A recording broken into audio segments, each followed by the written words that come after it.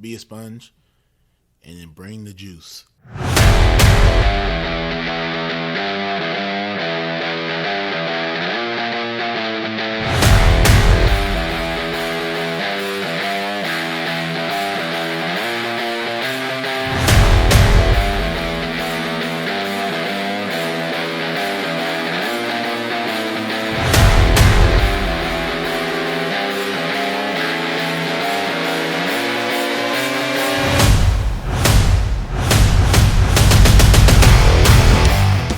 Hello and welcome back to another episode of The Edge of Greatness. I'm your host, Charles Schultz, and I'm excited to have you here today because we have a special guest. Today I will be joined by Tobi Emonts-Holley. Tobi is a CEO, father of 6, and recently did the David Goggins 4x4x48 2 times in a row to actually ended up +4 with it to get to 100 miles over 96 hours. And for me, that is just mind-boggling, the amount of effort and the amount of time. And then you throw in the fact that he's a CEO and a father of 6.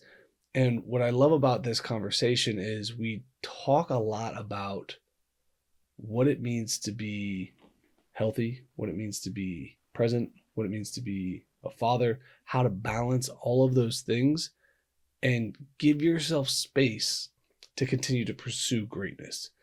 Just because our life gets busy, just because our life gets hard, just because our life changes doesn't mean we have to give up who we are. And Tobi's a shining example of that. And I know you're going to enjoy this conversation. So today is all about a world of greatness in a conversation with Tobi Emonts-Holley. I hope you enjoy this. And I just want to say thank you so much for taking time to join me today. No, thank you so much, man. It's really such an honor to be here. And yeah, I love when you reached out, and I love what you're doing with the show and you know, your whole philosophy about highlighting greatness that is all around us. Trying to be humble here, and I'm not putting myself into those shoes, but I just think it's good to highlight that, you know, so many people living that day to day, working hard, and you don't have to appear on, you know, big television networks to be defined as great, as a great mom, as a great dad. Just doing your best is, I think it's an awesome mission that you have here. Oh, I appreciate that. And I agree. I think that the more we can highlight the great efforts from people, the great things that people are doing that are pushing their world forward, pushing their families forward, and being an example to those around us, I think the more we can elevate people. And speaking of which, one of the things I want to start with is being a busy dad, being a CEO, being a father of 6, and then still finding time to make fitness a priority in your life. You actually had a post earlier that said there was a time where it felt really hard and you weren't sure if you were doing the right things, and you're like, oh God, what did I get myself into? And I think a lot of fathers can relate to that, because the early stages when we start to add children to our lives and we start to try to make a new routine of it can be so hard. Tell me a little bit about how that process went about for you and how you started to organize your life around being healthy and still being a present father. Yeah, no, I think that's a valid point. And it's funny because when I posted that, I had one of my friends reach out who's just had one. He's like, oh, you're going to laugh at this, but I'm struggling with one. And this post really resonated. And I was like, no, man, like at every part of the journey, you know, whenever something happens, if it's a promotion, if it's like you go from 0 children to 1 or 3 to 4 or whatever it is, you know, adding something into your life that is so meaningful is going to derail you for some portion of your life. And I think that's part of it. It's just to expect, you know, for instance, if you're having kids or if you're having more kids, there's going to be a period in your life that's just going to be a bit more chaotic. Expect it. There's nothing you can change about it, but it's so worth it. You know, it's worth the sleepless nights, the pain, the screaming, all of that stuff, because at the end of the day, you know, you have these moments, and that normally they can be considered hard, but it would be like the 2 a.m. when you're holding like a baby that has a bit of a fever, but they fall asleep in your arms and you're just sitting there and you're like, this is perfect. Like, as tired as you are, this is perfect, you know? So yeah, I think for me, it was, that specific post was really talking about the time when we went from 3 kids to 4 kids. And for some reason, I think we felt, you know, with 3, we managed, we were like really on top of stuff. And then the 4th one came, and I remember it was this whole combination of stuff. Like, I had just finished off uni, so that had finished, and I needed to find like a different purpose with, you know, a new job. We were stuck at home because it was summer, so we didn't go on holiday. We didn't have that. And the other kids were still really young. So when the fourth one came, the others were still 1, 3, and 5 years old, just on the verge of having their birthdays, but they were still that young. So they all needed like really one-to-one support, but it was mainly me that was doing it. And I was just left feeling like, this is too much. Like, what happened? Like 2 months ago, we were like on top of the world, like achieving loads of stuff. And suddenly it's like, oof. But it was really just realizing like, okay, this is a moment in time and enjoy it. Like, don't wish it away, really enjoy it and it's fine. And now I'm looking back on it. And I remember I something I did during that time was I did a push-up challenge with my son. So obviously he did like his mini push-ups, and I just had a sheet, and I was like, I'm doing 300 push-ups a day, like just during the day, just find time, just get it in. And that helped build myself up again by just saying, okay, just chip away, just do something good, get stronger, be a good example. And that was kind of that point where I felt, even when life gets busy, you can find a way through, and you can make it better, but accept the chaos and then move forwards. Yeah, no, I can relate with that a lot right now. I am currently responsible for watching my 3 children, and I mentioned before we got on the show, I'm like hustling around waiting for the call to say, hey, bring the kids over, I'm free now, I can watch them for you. And I'm like, oh my God, my head's spinning, and I'm trying to get myself together and organized. And in the process of that, I get frustrated, and it's hard because I don't want to be like that. I don't want to get frustrated. I don't want to be upset about my role in watching the kids and being responsible. But talk to me about how you navigated those emotions and the ups and downs of feeling like, man, I'm not getting anything done. I got awesome children I'm loving spending time with. And that dichotomy that exists between wanting to be productive and a provider, and then wanting to be a father and being present. Yeah, it's funny that you're saying that, because actually I wrote a post for tomorrow just today when I was sitting in the car, which was really about that. And I'll just quickly tell you the situation. But today everything really went just like it was just a certain show of mess, right? So I mean, we have a big issue like at work that we're dealing with, takes up a ton of time. I've just had 2 days worth of meetings, so just come out of it trying to get back into workflow, meetings. Our baby got sick, so my wife had to go to hospital with the baby. I had then meetings I needed to cancel. I needed to get some of the kids early from school, sort out a second car, and then I was waiting for the other ones who, it was just like compiling, and I didn't want to miss our meeting. I was like, well, will I make it? Will I not make it? And so there was all these things. I was just sitting in the car, and I was just like, oof, like this. Sometimes life just throws so much at you. But then the realization was like, well, there was really 2 parts to it. One was, I'm grateful for my teams. So they actually realize, once you've built a good team, or you've got people at work you can trust, and you can say, look, I can't make this meeting. Like, my wife has gone to hospital, and they're like, yeah, don't even worry. Like, we've got it. That's amazing. Same way, having an amazing wife who can then step in and do that. And I would have relieved her if it would have been any longer, so we're good. And the other thing was really having systems, having a way of, for me, is really important. Capturing my thoughts, capturing my to-dos, like a system I can trust, because sometimes life throws so much at you, but a lot of times it's time sensitive and you can't just let it go. So having something where you feel like, I know I can capture it, and I know I'm not going to forget about it. It's going to resurface, and setting reminders, that sort of stuff. It sounds petty, but actually being able to pick stuff off a tick list, off a to-do list, when everything feels overwhelming, can be really freeing, of just getting on top of it again. Maybe not today. Maybe you attack it tomorrow. That's fine. But just chip away again. And then suddenly that sense of overwhelm will dissipate, because you're getting stuff done again. How often and how much do you have on your to-do list? Because I've heard recent studies about having too many things can be overwhelming, or having not enough. Like, how do you manage that between putting it down and getting it out of your mind so you can clear and be clear, versus, oh my God, my to-do list is 100 things long? Yeah. So I would say there's kind of 3 ways I'm looking at it. So the number one thing that I always also talk to other dads about is like identifying the one thing that will make today a success. So I've got that from a book called Make Time, which I really, really enjoyed that book. And they were just saying, like, it doesn't matter if it's personal, if it's business, whatever it is, but for each day, just have an agreement with yourself. So if it's a Saturday and your kid has soccer practice or has a game, to just say, I'm going to be present during that game. I'm not going to have my phone out. I'm going to be present, and I'm going to enjoy it, and I'm going to high five my kid afterwards and tell them how great they did and give them pointers, whatever you want to do. But just have that agreement. Like if I do that, then today is a win. So often during the week, that could be work related. What, you might be saying like, I'm going to really prepare for the board meeting I've got next week. So today I'm going to be solid. It's going to be done. And that's a win. And everything else is extra. So that's one thing I would say.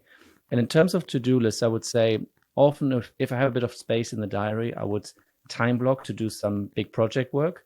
And then I might just have one thing on the to-do list, which is those are the meetings and I've got 2 hours blocked here and I want to get this project done. But then there are days like I had planned for today, didn't go their way, but I had planned for today, which was 15 smaller items. They were just smaller items that just had to just get done. And I was just like, going to just knock them out. Some of them take 5 minutes. So I'm not necessarily saying it has to be like 1 to 3 or you have to have 10. I think it depends on the day. And I think it's good to say sometimes you have big days with one big task. Sometimes it's loads of small stuff that needs to get done, renew passports, sort of the dog that needs to go to the vet, it's like all these small things that happen. Yeah, for sure. I can understand the maintenance tasks tend to mount up over time for sure. I want to shift gears a little bit because I really wanted to dig into your latest athletic endeavor that you undertook, which was the David Goggins 48 4x4x48, but you did it times 2 plus 2 to get to 100. For those who aren't familiar with what that challenge is, do you mind explaining it to everybody so they can kind of get a feel for what it is that you were going to be doing? Yeah, so it's something that I think David Goggins has done for a long time. He mentioned it in a book like a few years ago even. And basically the premise is you run, or you don't have to necessarily run. I think he's kind of softened his approach. So if you want to do something else, that's fine. But you're looking at running 4 miles every 4 hours for 48 hours. So it seems deceivingly easy because you're like, it's only 4 miles and you've got like, it's 4 hours in between. And so when you look at it, you kind of, it's quite good because it tricks you into thinking you can do it. And I think a lot of people actually can do it. Most people that shy away from it, actually, if they tried it, would be succeeding in it. It is a lot of mileage. So you're still running 48 miles in 2 days. But if you're clever with your recovery, if you sleep when you can, if you put your feet up, if your nutrition is more or less on point, I think a lot of people would actually surprise themselves and see, actually, I can do that. So I did it the first time around in March 21. So I did it then. And a friend of mine here in Edinburgh, he did the 4x4 by 96 last March, which means, the whole thing doubles over 4 days. And it seemed absolutely horrible, but there's something in me when I see something like that. I'm like, could I? So that's how I was born, yeah. And you rounded up to 100 though, so you added 4 more miles in there, right? Yeah, I couldn't leave it at 96. Like I was just, I'm not sure if I'm ever going to run 100 miles. Like that's huge mileage, that is just insane. But equally, I was like, come on, if you do one more run, you get 100 miles in the week. That seemed pretty cool. So I went for one more. Okay. So tell me what it is that you learned during this stretch of difficult work. I think a few things, really. I mean, one thing that was really nice this time around, because, I mean, as we were saying earlier, in terms of the age of my kids, with my oldest being 13, it is clearly something that they intellectually, and also the 11 and 9-year-old really intellectually can really understand of like, okay, what's actually going on? Like, what is this guy doing? When they were younger, it might have been a bit more difficult. So for the young kids, they would be like, okay, daddy's going running again and again. But for them to actually see, okay, like I'm doing this during the night, they saw me adapting it. So I was a bit loose. So sometimes I would have like a 3.5-hour break or 5.5-hour break because I made sure I was not letting the family suffer. So if it meant, as I said, starting earlier or later because the kids had a school concert, so I still came to the school concert, but it meant running home from town rather than getting a lift and going running. So it was, which is quite, I think for dads and mums, it's quite a nice challenge because you can mold it around family life. But then it was the bit about, I mean, the hardest thing is the kind of micro goal setting, because it is 25 runs that take you at least 40 minutes because you're not going to run very fast, I guess. It depends. For me, it's quite hilly, made it a bit longer. And to really not get bogged down in this thing where I remember I started on the Tuesday Started Tuesday afternoon and didn't finish till Saturday afternoon. And then, you wake up Tuesday midnight, you wake up Tuesday 4 a.m. And actually to think, I need to do this like 4 more times can be completely daunting. And actually to say, no, I'm just going to focus on this run. And I'm going to really looking forward to, I had like a pizza in the oven. So I was like, I'm looking forward to that pizza at like midnight. That was great. And locking in on that. And then equally saying, if any big task in life, and it really applies across the board, if you can break it down and just focus on the next step, you can overcome it. And for me, that was a massive thing. I never doubted that I would be able to do it, but it was still pretty intense during it. This just kind of staying locked in whilst I wasn't somewhere by myself. I was still, family was still going on. The kids still needed nappy change or diaper change, and dad taxi was still running. So that was just like, it was quite draining, but equally rewarding at the end. Yeah, I think my favorite part of seeing your journey unfold was the part where you ended up having to double up and run extra because you wanted to make time for the concert and make dad time still available. So you adjusted the schedule and made it harder on yourself, but made yourself available. Talk to me about the value of doing the hard thing, but making it work around the family life and the father responsibilities.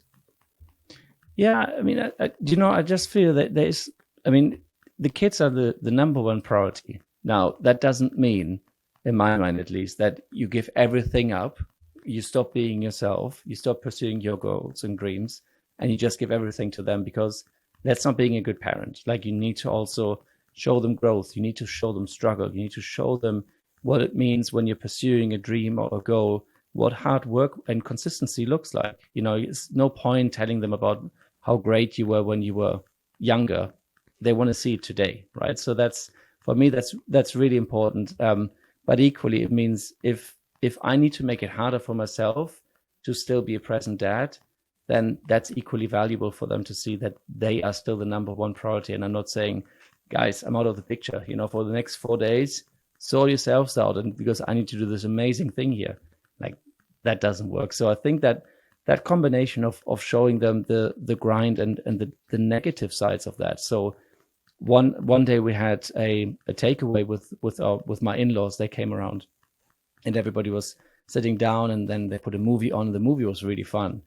And but I had to go, and I was just like, in that scenario, it was like, it was fine. They were all watching a movie, and yes, I was missing out, but for them to see, okay, dad is sticking to it. He said he's going at that time, and he's going, and it's nice and comfortable, but for them to see, okay.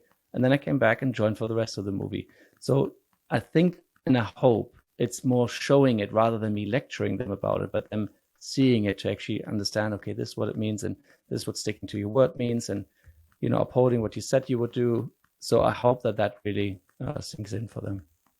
Yeah, no, absolutely. I want to dig into some of the things that you're starting to notice with your kids seeing you do these hard things, but we'll do that right after this commercial break. You're watching the exclusive sneak peek of NGBN TV. Like never before, streaming content for men is now available, with more to come. Join us on this journey as we introduce you to content creators and shows that are here to inspire, educate, entertain, celebrate, and support men in their 40s, 50s, and 60s. We can't do this without you, so please enjoy this sneak peek, but also share it with your friends and family, and help us connect with companies, organizations, brands, or nonprofits who align with our mission to save men's lives. This is the NGBN TV Sneak Peek.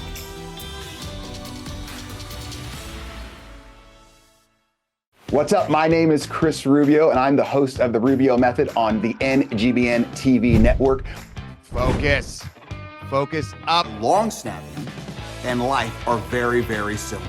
We have a great show that's going to educate you, inspire you, and most importantly, entertain you. I say most importantly because that's what I really want to do. But we're just kind of going on this journey together, and I'm going to make sure as we go on this journey together, you're going to have a good time while doing it. So check out The Rubio Method on NGBN TV.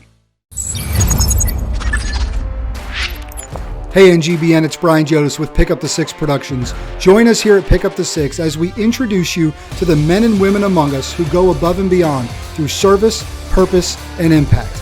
Whether it's travel in the United States or right here from our studios, we can't wait to pick up the 6 with you.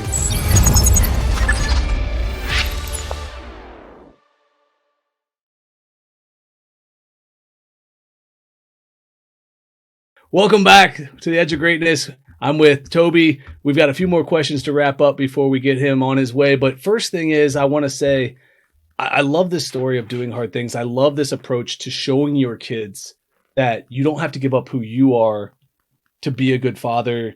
You can do both. You can be present and be you. And I'm curious is, at this point, your older kids, they're starting to see this is you. This is who I am. This is what I do. I do hard things, and I'm not afraid to follow and commit to myself and my word.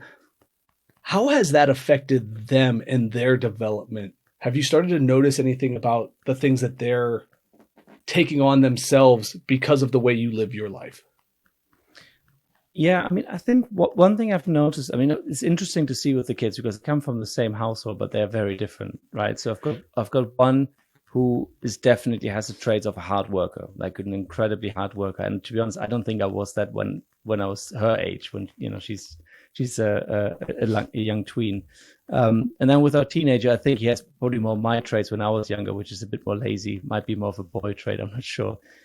But it's been really nice to see, though, that he has made the switch to say, you know, like, can we work out together? Like, can we, you know, or when we went for a big hike in the autumn with a big group of us, and he usually is like the last, you know, coming up a mountain. He'll be like, you know, playing a game in his mind and just like walking up a mountain. And suddenly he was like, you know what, I'm going to challenge myself now. I'm going to be the first up every single mountain. And we climbed 7 mountains on the day, and he was the first up every single time. But he didn't do it for any, you know, fanfare. He wasn't like waiting for people and cheering, like saying, look how great I am. He just did it, but he just told it to me at the beginning. He did it, and then he didn't say it anymore. And I just said, like, I noticed that was pretty amazing. That was epic. And so I'm not sure how much that might have been a translation there, but I do hope it was, you know. So he was charging up the mountain, and I was carrying our toddler on my back. So we were both trying our hardest to get up there as fast as possible in our own ways. But so I think there's that carryover that, especially in sports endeavors, I can see that they really see, okay, you know, daddy's doing a lot of sports and seems to be able to do a lot of things, and I don't have to say like I can't do that. And that, I think, is I love that. You know, I don't need to. Obviously, everybody needs help, but when it gets to like moving furniture around or like painting to the late hours in the night, I'm not like, oh, I can't move my arms anymore. I'm okay. And I think that's something that hopefully they can see. Like, it's, you know, I'm not doing fitness for the sake of any accolades or whatever. It really is to be fit for life, and you know, I do hope that carries over for them too. Yeah, no, I can appreciate that. I think one of my favorite things is when my son goes, I'm going to be bigger than you one day. And I go, I hope so. I really do. Like, I love that. That to me says that I'm doing something right, because he sees me working hard. He sees what it does. And then he goes, I'm going to be bigger than you. I'm going to be stronger than you. And then he goes, then I'm going to beat you up. I was like, okay, all right, well, let's leave that part out for now. Him, though, right? You're gonna absolutely. Sure that, nothing comes easy here. So speaking of nothing comes easy, have you started to think about what your next challenge might be and what type of endeavor you're planning on taking on next? Yeah, so I've got 3 things booked in for the next few months. So next weekend, I ran an ultra marathon in September over the UK's highest mountain, and we're going up with the group to do a winter ascent of a different route up the mountain. So it would be like with ice axes and all of that stuff. So that's going to be a very different challenge, quite epic. You know, I'm looking forward to that. And then I've got a double ultra marathon planned for the end of April. It's on a Scottish island. You take a boat over, and then you run 30 miles on one day, sleep over, and you run 30 miles of the northern half on the next day. And then I've got my first triathlon booked for June. So that's gonna be fun. Yeah, I mean, that's going to be quite the full schedule right there of various challenges. So I'm excited to see how you approach going about that. I love watching your journey and hearing how you manage all of the responsibilities of being a CEO, being a father, and still putting on these challenges for yourself, because I think that that's one of the big things we all need to do in our lives, is to put ourselves in front of difficult situations, to make challenges part of our life, and to do those hard things. So I absolutely love what you're doing. Where can my viewers connect with you, follow your journey, and see what you're doing next? Yeah, so I'm pretty much everywhere at the moment. I've tried to be a bit more broad that way. So, I mean, Instagram and Twitter are probably the two most kind of active ones for me. So it's Tobi_Emonts. You can find me on there. Twitter is like probably the biggest platform, but I have to say I like Instagram a lot because you can post more updates. So if you want to see a bit more in depth, it's there. I also have a link to my website, and I send out a weekly newsletter, which is all about a bit more in-depth, how I'm trying to juggle that, and actionable tips for people. So if you're a parent yourself and you want, some stories and some insights, I would say the newsletter is probably the best resource, and it's for free. Awesome. I'll make sure all that ends up on the show for people to check it out. And I just greatly appreciate you taking time to join me today. It's been an absolute pleasure. No, same here. It was great talking to you. Thank you. Awesome. We'll be right back after these commercial breaks. We'd love to have you join us on the MD and Chef Team Show. I'm Chef Michael, culinary nutrition expert, and I'm joined by my beautiful wife, Isabel, medical doctor and suicide survivor. Yes, I was dropped into that world 10 years ago. And what I've come to understand is that we're focusing on the wrong thing, the downstream event of mental illness. We should be focusing upstream to prevent the downstream event. And that's what we do. So come join us on the MD and Chef Team Show.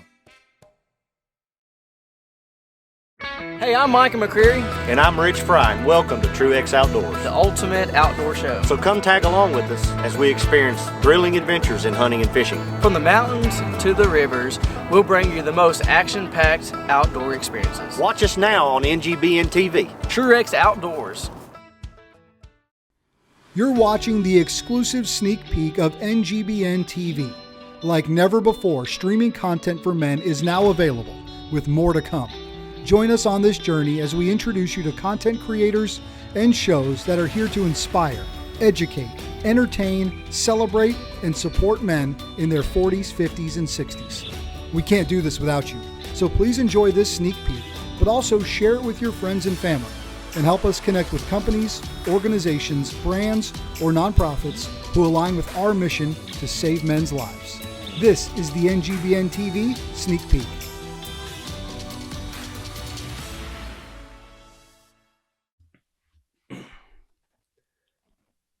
Hey, welcome back. I hope you enjoyed today's conversation as much as I enjoyed having it. I'm very excited about having Tobi on. He is doing some absolutely incredible things while being a busy CEO and father. And I think it just goes to show that when you get your priorities right, when you get your life aligned, a lot of things are still possible. You can still do the things that you love. You just have to start to be intentional, to be deliberate, and to understand what needs to be done, what you'd like to get done, and how are you going to make space and time for those things, and then prioritize. Obviously with his family, they come first. He organizes the things he needs to do around that, and then he also includes them, which is awesome. So keep pursuing greatness out there, everybody. I know you've got it in you. And if you want to support the show, share this with a friend. Send it to somebody who you think might benefit from this. And you can always then connect with me on any of my social media platforms or at theedgeofgreatnessproject.com. I look forward to seeing you guys again next week. Until then, keep reaching for the stars. Fall flat on your face. Remember, whenever we fall, always get up.